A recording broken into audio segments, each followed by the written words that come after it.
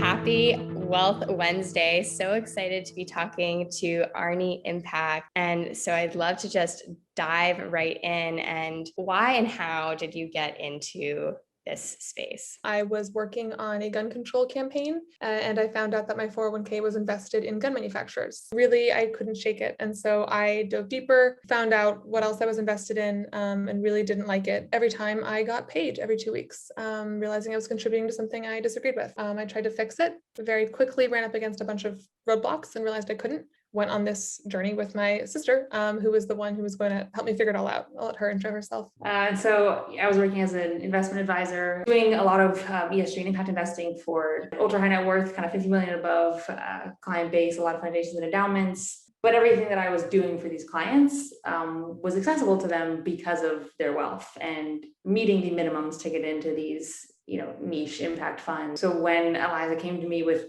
this discovery in her 401k, we dug deeper and realized all of these services that I was offering to my clients, there's nothing really on the retail investor side, like nothing for the regular person to access all of this. The way that 401ks are set up is basically, in our opinion, to benefit the mutual fund companies that give you your 401k and invest you in their mutual funds. And so we realized there were just unnecessary kind of restrictive layers that ultimately were taking control away from employees, despite the fact that it's their money. And so we decided to build the solution ourselves since we didn't find one out there. There are solutions out there that try and get at ESG and aligning a portfolio with your values. And there are solutions that get at aligning your wealth with your financial goals. And to us, these things need to happen at the same time. To us, the way to bring this to everyone and make it more accessible is to automate everything and taking all of that data and then using a data-driven process to decide where should each dollar that you're getting from your paycheck go to align with your ESG values and also further your financial goals. What do you think is the real gap here in using those opportunities versus what you guys are proposing? The gap is, basically comes down to customization and control. These funds basically decide what ESG means to them and take a sort of generic definition of, screening out some high carbon emitters, maybe looking at some diversity measures. There are some funds that are more thematic that just focus on carbon or like just focus on gender diversity. And the issue is, if you just take those funds and combine them, you might end up canceling out the intended impact of each of them. If you're not actually looking at, are the best in class for low carbon not going to be the worst in class for gender diversity? And so making sure that all your values are expressed at the same time, and then also that your financial goals are expressed at the same time. And so it can't just be picking some ESG funds with no regard for what the financial profile is of those funds. To us, stripping away the layers of what make these funds generic and going down to the individual stock level and considering all of the inputs from each individual at the same time to build a customized portfolio that's just for them is sort of how you fill that gap. And what do you think is the most exciting thing or surprising thing you've learned on your journey so far? I think proxy voting is something that was not top of mind for me, but I realized was just sort of an added layer of impact. By investing in a fund, you are essentially giving that fund your vote. So, if I'm invested in a Vanguard fund, they just vote on my behalf. And the top three asset managers, Vanguard, BlackRock, and State Street, all voted against 90% of climate critical resolutions in 2020.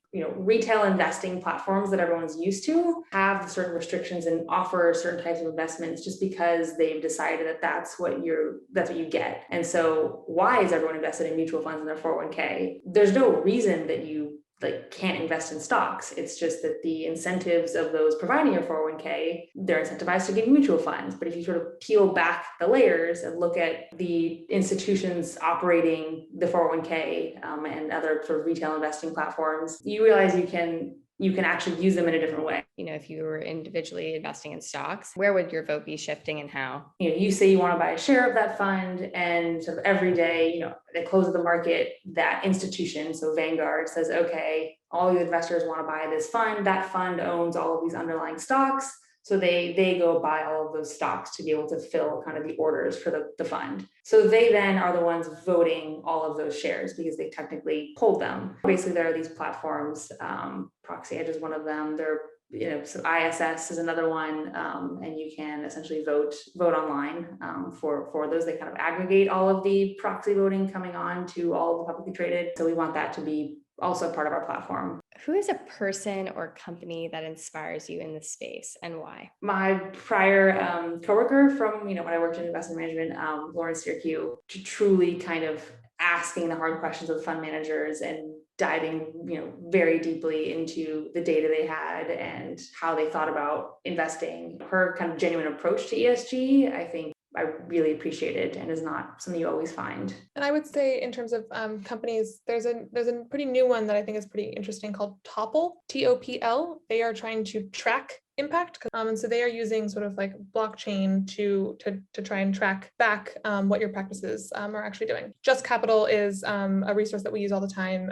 It is a nonprofit that does a great job of ranking companies according to like the most popular ESG metrics. This leads perfectly into the next question, which is, what advice would you give to someone getting started? Look at your portfolio and just decide, like, okay, what's one area that I can start improving? I mean, when we, went about mission aligning 100% of the foundation's corpus, we didn't just say, let's replace all of it at once with ESG investing. It was a process of, let's just start here and work towards one piece of your portfolio. And then once you have that, then go and work on another piece. And so maybe that's finding a bond ETF that, there are a lot of green bond ETFs out there. I use, it's just super simple, a rule of 3 with ESG. So 3 environmental values, 3 social values, and 3 governance values.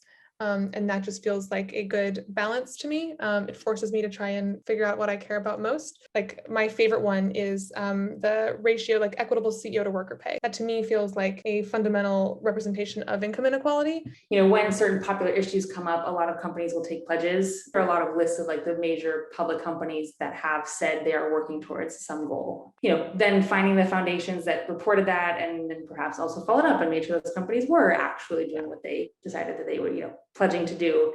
Are there any resources that you guys would recommend for some of those metrics that can be publicly viewable? Just Capital has all of these, a lot of this data online that you can just access for free, and sort of search companies, look at different values, and they'll show you kind of the top companies or the worst performing companies, and then actually tell you what that metric is made of and what data went into it. As You Sow is another really good one. Dig as deeply as you want into the data. There's a couple, obviously, like Aspiration Bank is one of the biggest ones. There are a couple more newcomers. And so Atmos Financial, they are a great fossil fuel free banking solution. And then Purpose Banking is a new one. Something that's really cool. What they do is they also allow you to auto donate every month. Anything else? Resources, how we can find you, how we can support and get involved? We are going to be doing a soft launch in 2 months with a couple companies. If anyone works at a company that currently doesn't have a retirement plan and is interested in having one that's values aligned, you can hit us up. You can email us directly or go to arnieimpact.com. Yeah. Fantastic. I'm so excited about what you guys are building. I can't wait to see it and beta test it and be a part of this journey. Thank you so much for joining and sharing, and we'll be following along.